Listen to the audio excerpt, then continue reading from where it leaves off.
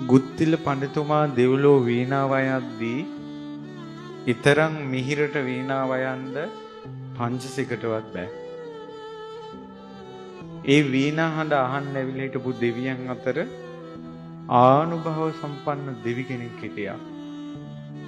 ගුත්තිල පඬිතුමා ඒ දෙවියන්ගෙන් අහලා දෙනවා දිව්‍ය රාජ්‍ය මෙතරම් බැබලි ඉන්න ඔබ මොකද්ද මනුස්ස ලෝකේ කරගත්ත පින කියලා.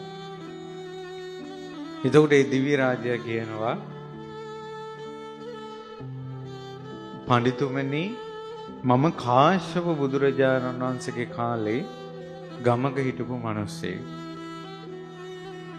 මං අපේ ගමේ ඉන්නකොට ගම හරහා ශ්‍රමණයන් වහන්සේ නමක් වැඩියා. මං ඒ ශ්‍රමණයන් වහන්සේට ආරාධනා කළා ස්වාමීනි මොහොතක් නවතින්න. අනේ ස්වාමීනි මේ ශාලාවට වඩින්න කියලා ඒ ස්වාමීන් වහන්සේ ශාලාවට වඩම්මලා ආසනයක වඩා හිඳවලා මුළු ගමටම කෑ ගහලා කතා කරලා මෙහෙවරිල්ලා කියලා මිනිස්සු රැස් කළා.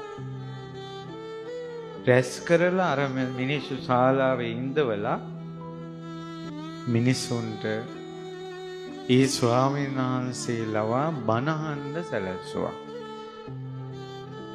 අපේ ගමේ මිනිස්සුන්ට බණ අහන්න සලස්වපු පින්බලෙන් තමයි කියනවා මම මරණින් මත්තේ දෙවියන් අතර ඉපදුනේ ධර්ම දාන.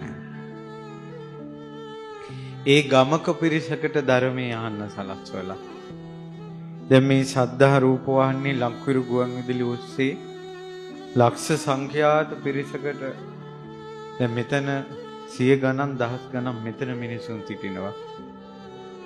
රූප වාහිනියෙන් ගුවන් විදුලියෙන් අන්තර්ජාලයෙන් ලක්ෂ ගණන් ධර්මය අහනවා. ඒ නිසා මේ ධර්ම දානයේ